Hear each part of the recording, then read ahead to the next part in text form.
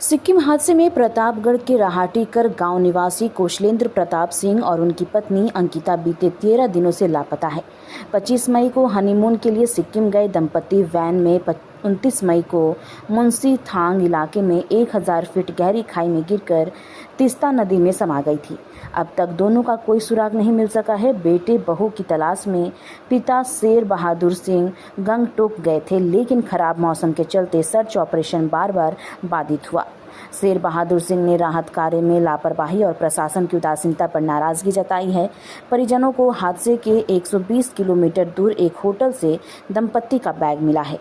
गांव में महामृत्युंजय जाप शुरू कर दिया गया है। कौशलेंद्र के दादा और भाजपा नेता डॉक्टर उमेद सिंह ने भी सरकार की निष्कर्षता पर सवाल उठाए हैं और कांग्रेस नेता प्रमोद तिवारी के सहयोग के लिए धन्यवाद दिया है।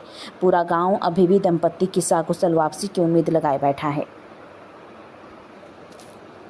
हमारा भतीजे है कौशलेंद्र प्रताप सिंह, और जिसकी शादी मैंने 5 मई को अंकिता सिंह जो लखनऊ में दांता में कार्यरत है उसके साथ 5 मई को शादी हुई और 10 को रिसेप्शन था। 25 को जो है बच्चे बहू और भतीजे ये लोग घूमने का जो है प्लान बनाए और सिक्किम गए।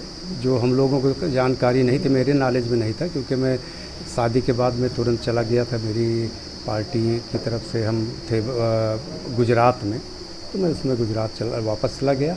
यहाँ पता चला मुझे पास 30 तारीख को फ़ोन आया कि वहाँ पे लोग 29 की रात में गाड़ी पलट गई है और वो खबर मिली वहाँ के होटल वालों के जहाँ रुके थे लोग। तो फ़ोन आने पे हम लोगों में अफरा तफरी मच गए। मैंने वहाँ के गवर्नर साहब जो है जानने वाले हैं, अपने बीकानेर पार्टी के ही थे, सरकार भी एनडीए की थी, तो मैंने वहाँ से उनसे बात किया। उन्होंने तुरंत डीएम जो है जहाँ पे मौके पे जो है मनंग डिस्ट्रिक्ट के जैन साहब थे, तो उनको जो है उन्होंने तुरंत संपर्क किया। वहाँ के कप्तान ने संपर्क किया और बात हुई। फिर मेरा धीरे फिर सीएम के यहाँ सभी से धीरे धीरे और सब लोगों ने वहाँ पे कार्यक्रम को जितना हो सका उतना वो लोग अपना मदद शुरुआत किए। और उसमें एक निकल के आया कि बहू ने अपनी माँ से लास्ट बात की थी 8:02 पे। 8:07-8 के लगभग जो है वहाँ जो जीपीएस चेक किया गया था, तो उससे वजह से उससे वहाँ का नेटवर्क कटा था और वो आउट ऑफ रेंज हो गई थी गाड़ी। और आउट ऑफ रेंज होने के 3 किलोमीटर दूर जो है वो गाड़ी नदी में चली गई। तीस्ता नदी है मनंग डिस्ट्रिक्ट में, और उसमें जो है वो गिरी है। 1000 फीट जो अंदाज़ा बताते हैं कि गहरी है, उसमें गई है, जिसमें 2 बच्चे बाहर गिर गए थे पहाड़ पे, जो मिल गए, जो अभी ठीक हैं। एक अभी आईसीयू में है, सगे भाई हैं दोनों, और एक बच्चा जो है वो अभी आईसीयू में है, दूसरा जो है ठीक ठाक होश में है। ये हुआ है। बाकी आज तक अभी 8 जो है वो एक भी का पता नहीं चला है, वो मिसिंग में है डॉक्यूमेंट के साथ। उस गाड़ी में कितने लोग, तो क्या रेस्क्यू बंद कर दिया गया? देखिए, रेस्क्यू जो है रेस्क्यू तो बंद नहीं, कंटिन्यू आज भी चल रहा है, कल भी चला है। रेस्क्यू उस टाइम पे बंद हुआ है। कुल थे उसमें 10+1, एक ड्राइवर और 10 यात्री थे, पर्यटक थे। और वो एक गाड़ी में यही सीटें होती हैं, यही पास होती है वहाँ पे।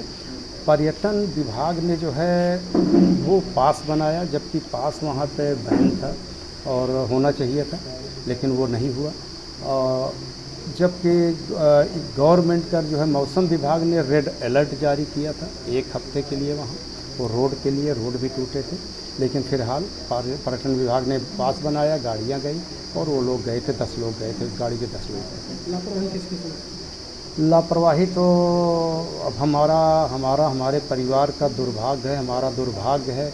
हम इसी को कह सकते हैं कि हमें सिक्किम जाने ही नहीं देना चाहिए था, लेकिन लापरवाही वही हो गई उस प्यार में, दुलार में बच्चे की, कि बच्चे और बहू कहीं ऐसा ना हो सोचें कि मम्मी पापा वगैरह हम लोगों को नहीं जाने दे रहे हैं घूमने का, बस वहीं पे हुई है।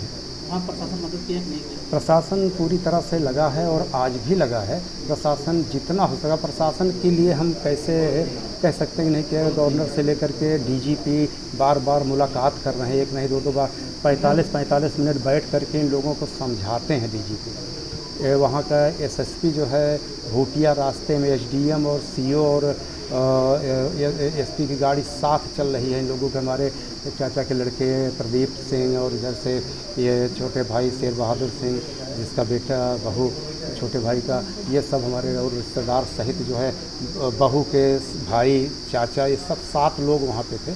और लोगों ने काफ़ी कोऑपरेट किया वहाँ पे। लेकिन अब कारण जो हुआ है वो जो बना, वो एक दिन बंद हुआ है रेस्क्यू, उसका कारण था बारिश। बस दिख रही थी, बस पे 2 घंटे के अंदर एक्सीडेंट हुआ। सारे लोग पहुँचे, फोर्स पहुँची और उन्होंने जो है उस पर रस्सियाँ वगैरह लगाए। लेकिन तूफ़ान और बारिश इतनी तेज़ शुरू हुई कि उन लोगों को अपनी जान बचा के भागना पड़ा, क्योंकि वहाँ की स्थितियाँ ऐसे है कि अगर पहाड़ खिसकना शुरू करता तो नीचे गए हुए लोग कोई भी बच के नहीं आना था। तो वो भी, उनकी भी बीवी बच्चे हैं, वो भी जो है उसमें है। तो लोग अपनी जान बचाने के लिए बाहर भागे हैं।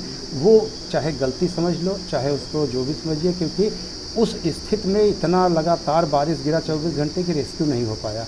उसकी वजह से वो बस सहित टोटल बह गई, जिसमें से कि बस भी नहीं मिल रही है। और लोग का मिलना तो आप अंदाज़ा लगा सकते हैं कि कैसे होगा। अभी नदी सूखी है, इसमें कुछ जो है अभी सामान मिला है, कल भी रेस्क्यू हो रहा है। पूरा डिटेल्स हमको सबको बताया जा रहा है, भेजा जा रहा है, तो पूरा फोटोग्राफी। पहाड़ों पे डीजीपी ने वहाँ पे कह दिया है टोटल जांच करने के लिए संबंधित थाना और चौकी से कि नदी के किनारे किनारे जितने पहाड़ और ये हैं उस पर भी चेक किया जाए, कहीं कहीं बगल मिले हों, कुछ हो, कोई रखा हो, क्योंकि वहाँ पे नेटवर्क और इसकी कोई सुविधा नहीं होती। तो लोग घरों पे रख करके जितने सामान मिल रहा है, लेकिन इनका सामान नहीं मिल रहा है कहीं। हाँ, ये बहुत ही दुख की बात है। वो चीज़ हम लोग बिल्कुल पूरी तरह से आश्वानित थे, बड़ी हिम्मत बनी थी, क्योंकि लास्ट में घटना के बाद बहू का की माँ से और उनके फादर से बात होने के बाद पता चला कि लास्ट फ़ोन अपनी मम्मी से की थी 8:02 पे। घटना के बाद मम्मी से नहीं, घटना से पहले, घटना से जस्ट 15, 20, 25 मिनट पहले 8:02 पे, 8 बज के कुछ मिनट पे 10, 15, 20 मिनट पे जो है कुछ जीपीएस में है एग्जैक्ट टाइम, उस पर जो है लोकेशन कटता है। उसके बाद गाड़ी 3 किलोमीटर आगे जाके घटनाग्रस्त हो जाती है। तो इसका मतलब कि 1 किलोमीटर 4-5 मिनट का एवरेज लगता है पहाड़ी पे।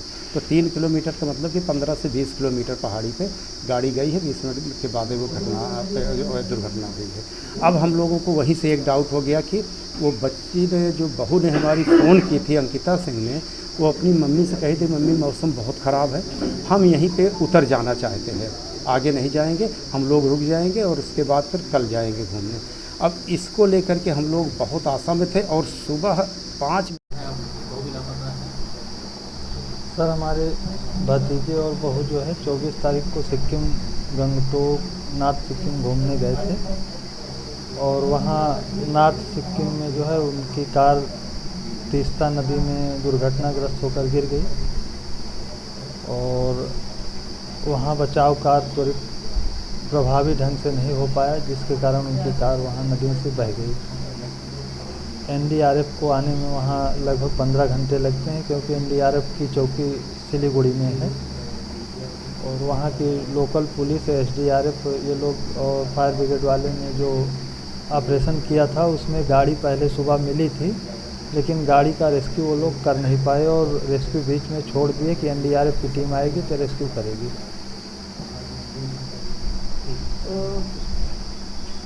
कब ये लोग निकले थे और कितने लोग थे गाड़ी में? 5 मई को इन लोगों की शादी हुई थी। 24 मई को ये लोग हनीमून मनाने के लिए यहाँ घर से निकले थे और 25 तारीख और 26 तारीख को ये लोग जो है गंगटोक नाइट स्टे किए थे और 27, 28, 29 3 दिन ये लोग नॉर्थ सिक्किम, नाथुला ये सब घूमे थे। और लाचेन में ये लोग जो है स्टे करने वाले थे, लेकिन ड्राइवरों ने वहाँ जिद की कि नहीं, आपको लाचेन स्टे करना है। लाचेन के होटल में खाना वाना खा के ये लोग जब निकले, जबकि वो निकलने का टाइम नहीं था, क्योंकि वहाँ रात में जो है 6 बजे के बाद गाड़ियाँ नहीं निकलती हैं रात के अंधेरे में, रास्ते बहुत दुर्गम हैं। और अब कई मौसम विभाग ने अलर्ट जारी किया था। हाँ, जैसा कि वहाँ हम लोग गए तो पता पाए कि 22 तारीख को मौसम विभाग ने रेड अलर्ट किया था कि वहाँ का मौसम बहुत ही ख़राब है और रास्ते दुर्गम हैं। तो वहाँ पर्यटकों का जाना उचित नहीं है, लेकिन फिर भी वहाँ का लोकल प्रशासन और वहाँ के जिला अधिकारी ने पास जारी किया, पर्यटकों को भेजा मौत के मुंह में। इसका हमें दुख है। एक चीज़ और है कि सभी लोगों का सामान मिला लेकिन आपके बच्चों का सामान नहीं। इसी बात का तो हमें भी दुख है कि जो है बहुत सारे लोगों का सामान मिला, 6-7 मोबाइल रिकवर हुए, कई बैग रिकवर हुए, लेकिन हमारे बच्चों का एक भी सामान रिकवर नहीं हुआ, जिससे हम भरोसा कर पाएँ कि हमारे बच्चे यहाँ दुर्घटना में शामिल हैं। क्या ऐसा लगता है कि आपको कि उस गाड़ी में नहीं सवार थे उस लोग? लगता तो यही था, लेकिन जो बच्चे 2 लड़के उसमें से बचे हुए हैं, जिंदा आईसीयू में भर्ती थे, उन लोगों से हम लोग उनके परिजनों से पहले दिन 2 बार मुलाकात हुई। पहले दिन गए तो परिजनों ने जस्टिफाई किया कि सब लोग साथ में थे, जो दूसरी गाड़ी पे आगे साथ साथ चल रहे थे। लेकिन उसके बाद 1 हफ्ते बाद जब उसमें से एक लड़का आईसीयू से बाहर वार्ड में शिफ्ट हुआ, हम लोग फिर से मिलने गए उससे। उसने बताया कि नहीं, वो अंकिता और कौशलेन गाड़ी में ही थे और बीच वाली सीट पे बैठे थे। एक तरफ उस बच्चे की माँ और एक तरफ उस बच्चे की बुआ बैठी थी। लोग गाड़ी नहीं सवार थे। आप लोग कब लौट के आए वहाँ से? हम लोग कल, हम और हमारे बहनोई की तबीयत ख़राब हो गई थी तो 2 दिन पहले चले आए थे, बाकी सारे लोग कल आए हैं। क्या अभी वहाँ रेस्क्यू चल रहा है? अब वहाँ डीजीपी साहब ने एक बार हम लोगों से स्पॉट के करीब मुलाकात की थी, तो आश्वासन दिया था कि हम रेस्क्यू को बहुत प्रभावी ढंग से चलाएंगे और हर संभव आपकी मदद करेंगे। उसके बाद जब 1 हफ्ते गुजर गए, कुछ हमें हासिल नहीं हुआ, तो हम डीजीपी साहब के कार्यालय पे फिर से गए गंगटोक में। तो उन्होंने हम लोगों से को आश्वासन देते हुए कहा कि आप लोग यहाँ ना रुकें, यहाँ के मौसम और हालात बहुत ख़राब हैं और हम लोग ऑपरेशन तब तक नहीं बंद करेंगे जब तक हमें कुछ हासिल नहीं हो जाएगा। तो उन्होंने हम लोगों को बहुत समझाया और कहा कि आप लोग अपने घर जाइए, 7-7 लोग यहाँ रुके हुए होते थे, लोग 7-7 लोग, तो आप लोग अपने घर जाइए, यहाँ जो हो रहा है वो ऑपरेशन जारी रहेगा और हम आपकी हर संभव मदद करेंगे। अब आप लोग भगवान के शरण में आ गए हैं। हम लोगों को राजनीति और आर्थिक हर तरह से हम लोग हार चुके हैं। अब आखिरी रास्ता प्रभु का ही है। यहाँ आए हैं माँ के दरबार में, प्रभु भोलेनाथ के दरबार में, कहीं से कुछ हासिल हो जाए, यही उम्मीद लेके। जाप करा रहे हैं? मृत्युंजय जाप करा रहे हैं? हाँ, यहाँ महामृत्युंजय जाप चल रहा है जो 5 दिन चलेगा, सुबह से शाम तक, रात 8 बजे तक चलेगा। सकुशल वापसी। जी, हमारे बच्चे कहीं से भी कोई सूचना मिल जाए कि हमारे बच्चे कहीं हैं, जीवित हैं, सुरक्षित हैं, इसी की कामना करते हुए माता से जो है माता दुर्गेश्वरी, माँ दुर्गेश्वरी और भोलेनाथ से प्रार्थना करते हैं कि हमारे बच्चे सकुशल वापस आ जाएं। क्या नाम है? कोई साजिश का शिकार तो नहीं हुए? नहीं, साजिश का कहीं कोई साजिश कहीं कुछ नहीं है, क्योंकि हमारे बच्चे बहुत खुश थे।